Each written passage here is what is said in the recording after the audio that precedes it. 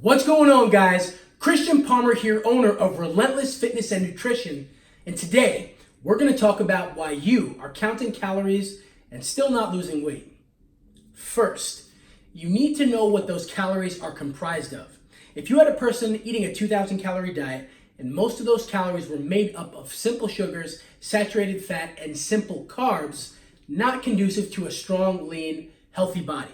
But if you had someone who was eating a diet comprised of lean protein, quality carbohydrates such as potato, rice, oatmeal, and also vegetables, much more conducive to a healthy, strong, lean body. Now, I mentioned you need to know what those calories are comprised of. So those of you who just focus on the number of calories, you've got to know more than that. There's got to be a little bit more depth to your search, right? So let's say those of you busy professionals who eat lunch at your office lunchroom, and they're serving chicken breast. Well, when you go in MyFitnessPal, you might just put chicken breast in, right? But that's not an accurate depiction of what's in the food. Is that chicken breast cooked in oil?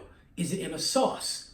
There's got to be a focus on what the food is cooked in. Now, if you were to eat a 200 calorie snack and someone was to eat granola, well, there could be a lot of sugar in that granola. Don't just put foods in a box and consider them healthy. You've got to know the details. Flip that bar over and look at the ingredient list.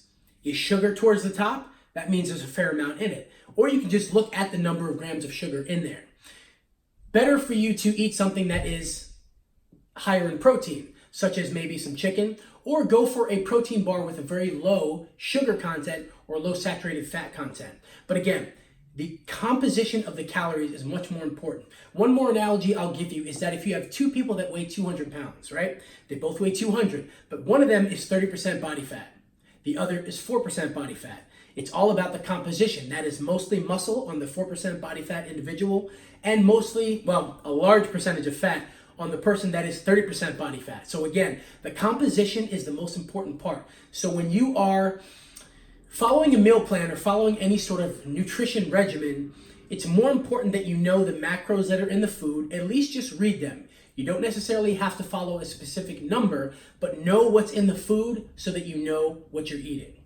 Thank you for joining me. Be sure to visit relentlessfitnessandnutrition.com, and I'll see you guys next time.